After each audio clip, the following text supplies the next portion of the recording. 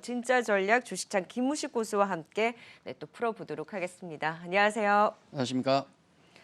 말씀해드렸다시피 최근에 그래도 악재에 조금씩 네. 민감도가 떨어지고 환율도 안정이 되고 지수도 어제 이제 동반 매수와 함께 우리 그 저항이었던 3,050선 부근까지 좀 올라오지 않았습니까? 네. 근데 그 안에서 보면 지수 대형주들, 뭐 낙폭과대주들이 올라오긴 했습니다만 이보다는 활발한 또 종목 그렇죠. 순환매에 대한 종목 네. 장세가 두드러졌던 것 같은데 좀 어떻게 보셨어요 그동안? 딱 첫 멘트가 이제 방향성 말씀하셨는데, 그거 오늘 제가 모른다 그러려고 했는데 네. 미리 그런 질문을 하셔가지고 이미 뭐 두 갈식으로 정답을 제가 모른다로 가고 저는 그렇게 생각하고 있습니다. 왜 그런가 하면 딱히 필요 없기 때문이죠. 네. 여기 증시 주변 악재를 보시면은 악재가 그동안 꽤 많았었는데 그게 해결되면 가는 거 아니겠습니까? 지금 헝다 디폴트 문제는 지난번에 달러채 이자 지급했죠? 수면 아래로 가라앉았습니다. 끝난 건 아니지만. 그다음에 제일 컸던 게 지난주에 말씀드린 거, 연준의 긴축 이 분위기가 우리가 적응을 해가고 있다. 특히 뭐 금리 인상이고 테이프링이고 뭐고 실적 좋은데 어쩌라고 이러면 답이 없는 거예요. 실적이 좋으니까, 경기가 좋으니까 우리 긴축하는 거 아닙니까? 그러면 할 말이 없는 겁니다. 그게 가장 지금 중요한 거고, 그다음에 미중 무역 갈등 같은 경우도 지금 또 간밤에 이런 얘기 있었죠. 옐런과 류어 화상통화 뭐 얘기 있었는데 이런 것들 또 그러면 또 갈등이 약간 좀 완화되는 거 아닌가, 요 기대감은 좀 있고, 딱 하나 남은 거, 우리만 가지고 있는 악재, 대주주 양도세 관련 세금 문제는 남아 있습니다. 아직 요거 빼고는 다 좋은 거예요. 그러니까 미국 시장 날아가도 우리는 못 갈 이유가 있는 겁니다. 약간 그런 건 있는 거고, 10년 만기 국채 금리 보시죠. 지난 9월에 FOMC 회의 이후에 계속 올라갑니다. 그래서 이건 어깨에 짊어지고 갈 수밖에 없는 묵직한 부분입니다만은, 최근에 약간 둔해지고 있는 흐름도 있지만은 우리가 적응을 해 나간다는 과정, 이게 가장 중요한 게 아닌가라는 생각이 들고, 그리고 이제 또 하나 체크해 봐야 될 게 뭐냐면 이겁니다. 아유, 한숨이 나오죠. 우리는 꼭 저기 있더라고요. 그렇죠. 예. 글로벌 증시 등락률인데 최근 6개월간입니다. 6개월. 딱 반년 동안 놓고 봤을 때 러시아가 에너지 최근에 뭐 고공행진하니까 러시아 증시가 좋고, 인도 증시가 난리랍니다. 지금 열풍이 장난 아니래요. 뭐 중국 대치도 될 수 있겠고. 그래서 뭐 26, 25% 6개월 동안 올라갔는데 미국이 준수하잖아요. 그동안 얼마나 많이 올라갔습니까? 그럼에도 불구하고 9.4% S&P 500 기준으로. 유럽도 뭐 7%, 독일 2.3% 이런 분위기인데 중국 상해도 한 4%니까 최근은 아주 나쁘진 네. 않았습니다. 근데 문제는 우리가 지금 홍콩 항생지수하고 비교해야 됩니까? 홍콩 항생지수가 10% 빠졌거든요. 우리한테 꼭 홍다가 있는 것 같네요. 그러니까요. 우리가 왜 홍콩하고 비교를 하냐는 거죠. 말도 안 되는 소리인데. 그러니까 지금 홍콩 항생지수를 빼고는 우리가 꼴찌에 가까워요. 마이너스 5%. 그 재밌는 게 뭐냐면 대만이 마이너스 3.1%입니다. 느낌이 딱 오는 게 있죠. 반도체. 그렇죠. 요 공통점이 하나 있는 거예요. 이게 이제 하나 힌트가 되겠고. 그리고 이제 중요한 게 요 테슬라를 보시면은, 야, 테슬라 잘 가는구나, 뭐 이걸 보자는 게 아니고요. 요건 2차 전지 산업, 전기차가 얼마나 지금 성장하고 있는가, 그리고 테슬라가 얼마나 잘하고 있는가, 이것도 중요하겠지만은 역시 실적이 최고구나. 테슬라가 이렇게 급등이 나오고 올라가는 것은 실적 때문이거든요. 미국 기업 지금 기업 실적을 발표하고 있는데 80% 이상이 컨센을 넘고 있어요. 그러니까 가는 겁니다. 근데 이제 이에 반해서 우리를 돌아보면 이런 거 나왔죠. 한국 GDP 성장률 3분기 보니까 또 찌그러들고 있더라는 얘기가 나오고, 이러면 올해 목표치 뭐 4%는 안 되겠다 얘기 나오고, 더 중요한 건 뭐냐면 우리 실적 발표 많이 했잖아요. 삼성전자, 뭐 현대차도 바로 했고, LG화학, 뭐 그다음 등등 많은 기업들 실적 발표를 했고, 포스코도 잘 나왔지 않습니까? 네. 근데 왜 목표가를 까냐고요. 문제는 하향시키고 있잖아요. 그 이유가 뭐냐면 지금 실적은 굉장히 좋은데 항상 실적 전망치가 안 좋아요. 앞으로가 문제라는 거죠. 그렇죠. 하이닉스 실적 얼마나 잘 나왔습니까? 그렇잖아요. 삼성전자 실적 얼마나 잘 나왔습니까? 근데 내년 상반기까지 별로라면서요. 하반기부터 좋다면서요. 그런 전망치 때문에 우리가 안 좋다는 거. 우리 시장이 지금 이렇게 부진한 것은 그게 정답이구나, 결국 실적이구나라는 걸 생각하시면 될 것 같고, 요거 이제 제가 요거 하나 보여드리겠는데, 코스피 일봉입니다. 아까 제가 방향을 모르겠다 말씀드렸잖아요. 2,900 찍고 나서 이제 반등 기조, 반등 나올 수 있다는 건 다 생각했었고, 이 정도 위치에서 반등이 더 나올 수 있느냐? 나와도 됩니다. 나와도 누가 뭘 할 사람 없어요. 글로벌 증시 보면. 근데 빠져도 되느냐? 빠져도 별로 할 말이 없어요. 우리 장은 모멘텀이나 글로벌 증시의 변수를 놓고 봤을 때 여기서 더 가도 되고 안 가도 되고 그런 느낌이 들어요. 그래서 굳이 시장에서 신경 쓰지 않겠다. 다만 위쪽에 ADR 보시면은 ADR도 같이 올라옵니다. 저는 요걸 중요하게 봐요. 결국은 종목 장세구나. 네. 그렇죠. 지수 묶어두고 종목 장세를 가능성이 높다. 삼성이 묶여 있는데 어떻게 지수가 가겠습니까? 뭐 기본적인 것이고 결국은 이 선수들이 좋아하는 개별 종목 장세로 간다. 저는 그렇게 보고 있는데 가장 얘기 많이 나오는 게 우리 예를 들어서 메타버스 관련된 많이 얘기 나오고 있지 않습니까? 네. 이게 한 4개 정도의 펀드가 있어요. 펀드죠. ETF니까. ETF 얘기 최근에 많이 나오는데 뭐 코덱스, 타이거, 하나로 그다음에 뭐 KB 쪽 등등 있는데 메타버스 ETF 구성 종목 보시면 공통된 종목도 있고 다른 종목도 있어요. 네. 왜 다르냐? 거의 다 액티브일 겁니다. ETF는 보통 인덱스인데 매니저의 입김이 들어가는 액티브 ETF거든요. 그렇죠. 그러니까 종목이 자기 좋아하는 거 집어넣은 거예요, 결국은. 그래서 요 종목들을 보면 공통된 종목이 있고 아닌 종목도 있는데 공통된 종목을 집어내 보니까 이렇습니다. 예를 들어 뭐 메타버스가 워낙 얘기 많이 나오니까 4개 ETF에 공동적으로 담고 있는 게 뭐 하이브부터 해서 네이버, YG엔터, 덱스터, 위지워크, 그다음에 LG노텍이 들어가 있네요. 제일 못 간 게 LG이노텍이네요. 그러니까 LG노텍이 왜 들어갔을까 생각 좀 하고 있습니다. 지금 고민을 좀 하고 있는데 또 3개 ETF 공통적인 게 뭐 JYP, 자이언트 워낙 유명하니까 카카오, NC, 뭐 C랩, 바이브 인공지능 관련주죠. 이런 종목. 그다음에 2개 ETF는 펄어비스, 뉴, SM. 그러니까 지금 엔터주가 다 들어가 있는데 하이브는 3개, 4개, JYP는 3개, SM은 2개예요. 왜 그럴까?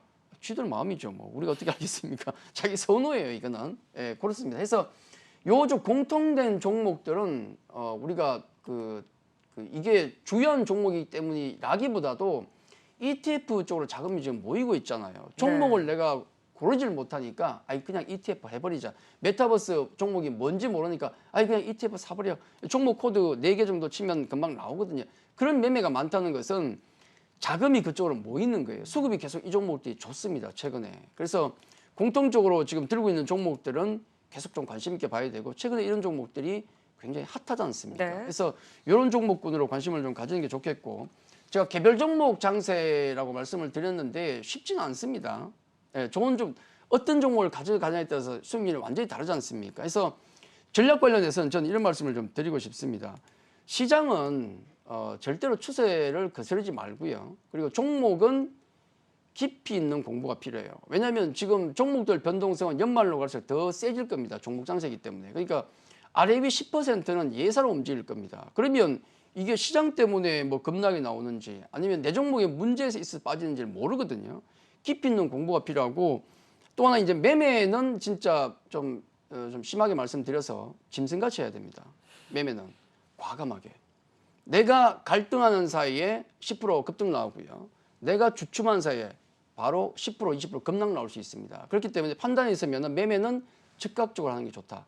요것만 좀 기억하시면 뭐 대응하는데 문제가 없지 않을까 지금 말씀드리겠습니다. 메타버스 쪽 같은 경우 게임 엔터 콘텐츠들이 굉장히 많이 올랐잖아요. 그렇죠. 그러니까 짐승같이 매매를 해야 한다고 하면 지금 강한 쪽에서 결국 트레이딩을 해야 되는데 너무 많이 올라서 보유자의 영역이다라고 네. 하시는 분들이 있고 그래도 지금은 이쪽이 가니까 강한 쪽에서 놀아야 한다라는 분들도 계시고 위드 코로나 네. 관련해서도 기회를 주긴 하나 또 막상 보면 꽤 올라서 지금 들어가도 되나라고 망설이시는 분도 많거든요. 그렇죠. 좀 종목들 리뷰를 하면서 투자 아이디어 팁까지 좀 찾아볼까요? 이걸 생각하셔야 돼요. 뭐냐면 예를 들어서 뭐 K팝 관련주도 많이 올랐고 2차전지 많이 올랐잖아요.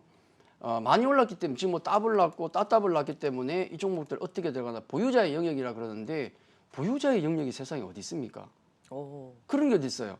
아니 보유자는 가져가시고요. 신규는 사지 마십시오. 이거는 말도 안 되는 소리예요. 그렇지 않습니까? 보유자 보고 들고 있으라는 얘기는 주가 올라간다는 얘기죠. 신규 매수하게 사지 말라는 얘기는 주가 빠진다는 얘기 아닙니까? 말이 안 돼요, 이건. 그렇게 보시면 안 되고. 근데 보유자의 경우에는 수익이 어느 정도 있으니까 그 손실이 나더라도 그걸 감내할 수 있으니까 그거죠. 보유자의 영역이라고 얘기해요. 그래서 그렇게 면피하기 위해서 얘기하는 거예요. 근데 보유자가 제일 높은 가격에 들고 있다가 빠지면 그 손실 봤다고 생각하지 그걸 감내할 수 있습니까? 손실이에요, 그것도.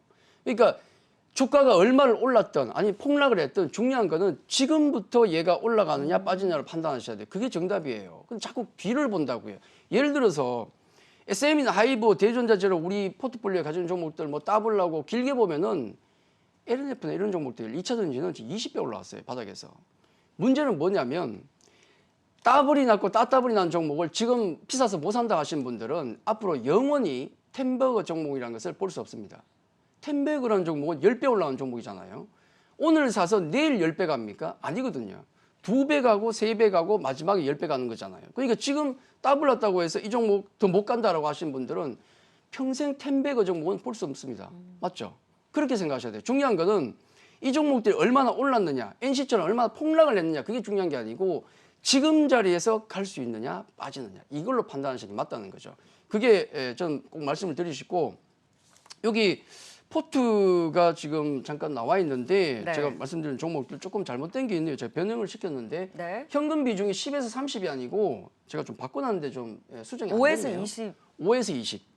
5에서 20입니다. 조금 이제 현금 비중을 줄인 상태고, 특히 선수들 같은 경우는 현금 없어도 돼요. 종목 장세인데 현금이 지금 뭐 돈이 없어 못 사지. 근데 대응이 안 되시는 분들은 여전히 현금 비중은 좀 필요하다는 말씀을 좀 드리겠습니다. 자, 그렇게 말씀드리겠고, 차례대로 좀 설명을 좀 드릴 건데, 여기 있는 종목들 중에서 제가 추가하는 종목은 2개예요. 오늘 CJ ENM과 현대미포조선인데, 현대미포는 조건부로 들어갑니다.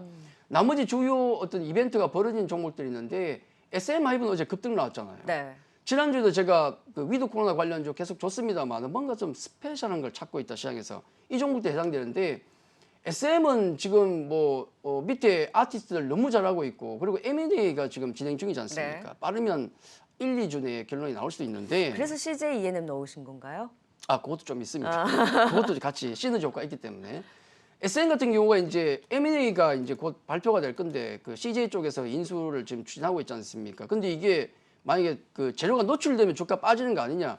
이거 벌써 몇 달째 노출된 재료거든요. 그게 뭔 영향이 있냐고요. 그러니까 SM 본연의 모습에서 CJ가 가세하는 거기 때문에 그 시너지 효과는 굉장히 클 겁니다. 플러스 알파밖에 없어요. 그렇게 보시면 되고, 그리고 SM이 지금 DOU라는 그 자회사를 상장시키는데 여기 11월 달에 올라옵니다. 이게 굉장히 재밌는 회사예요. 왜냐하면 그 결국은 이 DOU라는 서비스가 그 버블 서비스가 핵심인데, 버블 서비스는 스타하고 이제 그 개인 직접 좀 소통하는 느낌으로. 그렇죠. 메신저로 이제 소통하는 건데, 이게 어마어마한 게 뭐냐면 구독 유지율이 90%입니다. 가입하면 10명 중에 9명은 그대로 간다는 거예요. 이게 그 성별로 보면 여성 유저가 97%고, 특히 우리가 중요시 여기는 MZ세대가 80%입니다. 거기다 해외 유저가 70%예요. 네. 이게 결국은 구츠를 갖다 붙이고 메타버스를 갖다 붙여서 그쪽으로 가는 겁니다. 요게 그 1대 주주가 SM이고 2대 주주가 JYP인데 아마 이쪽 시장이 더욱 커질 것 같습니다. 메타버스가 워낙 커지고 있으니까. 네. 그래서 SM 같은 경우는 윗뚜껑을 열어두고 가는 게 좋다. 지난번에 제가 한 10만 원 얘기 잠깐 말씀드렸는데, 그런 거 생각하지 마시고 갈 때까지 가보자 라는 말씀 좀 드리겠고. 근데 상장을 하면 또 사실 좀 네. 주춤해지잖아요. 무슨 왜냐면 이제 상장이요? 자회사가 상장을 하면 그쪽에 이제 가치가 더 부각이 되니까 예. 그 전에 이제 올랐다가 막상 상장할 때쯤 하면 좀 주춤해질 수 있잖아요. 그럼 그때가 기회가 될 수도 있나요? 생각해 보십시오. SM이 아니고 LG화학 보면 LG화학이 무슨 가치로 올라갑니까? 배터리로 올라가죠. 네. 화학이 아니고. 그래서 그 상장되면 뭐 중론이 많으니 그랬지 않습니까? 네. 근데 SM과 DOU가 있으면 어느 쪽의 가치가 그냥 SM이 훨씬 커요. 예, SM이 훨씬 크기 때문에 그건 신경 쓸 게 아니다. 네. 이렇게 말씀을 좀 드리겠고, 하이브도 지금 자금 지금 동원한다고 난립니다. CB 4천억 얘기 나오고 있죠. 두나무 관련 얘기가 나오고 있어요. 두나무가 지금 최근에 추진하고 있는 게 뭐냐면, 최근에 공을 들이는 게 NFT, non-fungible 토큰이지 않습니까? 대체 불가템인데, 요거는 이미 JYP하고 제휴가 돼 있어요. JYP 이미 참여를 네. 했습니다. 그래서 아티스트들의 그 지적재산권을, 그러니까 이 바꿀 수 없는, 나만 가지고 있는 그런 소장품으로 팔겠다는 겁니다. 예전에 LP판 보면은 그 LP판은 나만 가지고 있으면 누구도 들을 수 없지 않습니까? 그렇게 하겠다는 거예요. 이게 아마 시장이 엄청나게 커질 것 같은데, 하이브가 추진을 하고 있는데, 어제 조혜군 씨 나왔죠. 뭔가를 하고 있는데 아직 결정된 건 없다. 모범 답안이죠. 일단 검토는 하고 있다는 거죠. 하고 있다는 얘기입니다. 나올 겁니다 아마. 그래서 자금 4천억 땡겨서 두나무 쪽에 지분 투자가 들어갈 가능성이 굉장히 높다. 수합할 겁니다. 그래서 이쪽은 지금 JYP뿐만 아니라 SM도 노리고 있고 하이브도 콘텐츠가 많은 기업들은 반드시 해야 될 사업이기 때문에 우리 엔터 기업들 같은 경우는 지금 매출자가 훨씬 더 커지고 있다라고 네. 보시면 돼요. 상당히 중요하고 그리고 이제 그 뭐 나머지 뭐 코로나19 회복전 그대로 가셔도 됩니다. 문제 없고 KB금융 크게 문제 없죠. 금리 인상 기조기 때문에 KB금융 뭐 롱텀하게 보신 분들은 내년 상반기 뭐 이상까지도 가져가야 된다는 말씀을 좀 드리겠고 성장주 중에서 지금 대주전자 재료하고 첨보를 제가 2개 넣고 있는데 왜 요 2개만 넣고 있느냐? 다른 것도 좋은데 다 좋아요. 근데 네. 중요한 건 뭐냐면 지금 중국 쪽에 뭐 LFP냐 아니면 뭐 삼원계냐 얘기 나오는데 우리도 지금 LFP 쪽 한다고 하지 않습니까? 근데 그걸 구분하는 것은 양극재거든요. 양극재야 뭐로 가든 마음대로 해라. 우리는 음극재와 전해액이다. 상관없는 거예요. 얘들은. 특히나 대주전자 재료가 지금 어제 전고체 얘기 나왔습니다. 그저께. 전고체 얘기 나왔거든요. 대주는 음극 소재, 첨단 소재, 그러니까 첨가지를 만드는 업체인데 최근에 문제가 뭐냐면 어제도 2차 전지가 좀 달리다가 멈추됐잖아요. 네. 그게 뭐냐면 차익 매물 계속 나온다는 것. 많이 올랐거든요. 왜냐하면 거의 2024년 정설분까지 다 땡겨 먹고 있지 않습니까? 대주도 마찬가지로 이번에 그 12를 발행하면서 한 800억 정도가 정설에 들어갈 텐데 그게 한 2024년 5년까지입니다. 근데 전고체는 뭐냐면 2030년까지예요. 전고체 소재를 지금 뭐 파일럿 생산을 내년까지 한다 하기 때문에 대주나 첨보 같은 경우는 계속 좀 긍정적으로 보셔도 되겠다라는 말씀을 좀 드리겠고요. 다른 2차전지 소재주들은 좀 쉬어갈 수 있다라는 의견들이 많은데 이건 좀 차별적으로 볼 수 있는 건가요? 그렇죠. 2030년까지 지금 그게 맞다면 보장이 네. 될 수도 있는 어마어마한 가능성을 가지고 있기 때문에 아마 대주와 첨보는 조금 다르게 보셔. 특히 대주는 조금 다르게 보셔도 될 것 같습니다. 네. 콘텐츠 관련주 중에 가장 중요한 건 최근에 우리 그 한류 콘텐츠가 히트를 치면서 계약 조건이 좋아지고 있습니다. 실제로 들리고 있어요. 계약 조건이 훨씬 좋아지고 있다는 소리가 들리거든요. 그래서 차기 작품을 가지고 있는 종목들은 계속 관심 있게 보셔도 되겠다는 말씀을 좀 드리겠고 뭐 키스트가 대표적인 종목이 되겠죠. CJ E&M 좀 집어넣고 낙폭과대주 현대미포조선을 좀 집어넣는데 현대미포조선은 CJ E&M부터 말씀을 좀 드릴게요. 여기 주요 OTT 월간 이용자 수를 보시면은 그 넷플릭스가 있고 뭐 우리가 흔히 보는 OTT인데 넷플릭스, 뭐 웨이브, SK 쪽이죠. 티빙, 쿠팡, 왓챠 뭐 등등 있는데 웨이브는 공중파 3사가 되겠고 티빙은 TVN 쪽이지 않습니까? 네. 근데 웨이브하고 지금 티빙 쪽이 가파르게 올라옵니다. 특히 MZ 세대가 티빙을 좋아해요, 이쪽을. 예, 굉장히 지리산도 여기서 나오죠. 예, 웨이브는 공중파 3사이기 때문에 그 매력을 가지고 있지만은 티빙 쪽은 아주 작은 여러 가지 컨텐츠, 재밌는 오락 프로그램 이런 걸로 지금 치고 올라가는데 네. 이쪽이 지금 가파르게 올라가고 있다는 얘기 있습니다. 그리고 중요한 건 SM과의 어떤 시너지 효과가 아마 클 것 같습니다. SM 아티스트들이 결합하게 되면은 아마 콘텐츠 파워가 더 커지기 때문에 CJ E&M 주가 오른 측면이 있습니다만은 조정을 받게 되면 그때는 꾸준히 관심을 가지자는 말씀을 드리겠고 아까 그 현대미포조선 잠깐 말씀드리면 이거는 지금 사자는 게 아닙니다. 뭐냐면 낙폭 과대주 차원에서 관심 있게 보셔도 되는데 요 자리가 돌파가 나와야 돼요. 아니면 또 제자리 밀릴 수 있기 때문에 요 자리가 돌파가 나오면은 그때는 조금 따라가셔서 짧게 먹고 나와도 되겠다 정도로 말씀을 드리겠습니다. 네, 종목들에 대한 전략까지 진짜 전략 통해 도움 말씀 들어봤습니다. 지금까지 주식창 김우식 고수와 함께했습니다. 오늘 말씀 고맙습니다.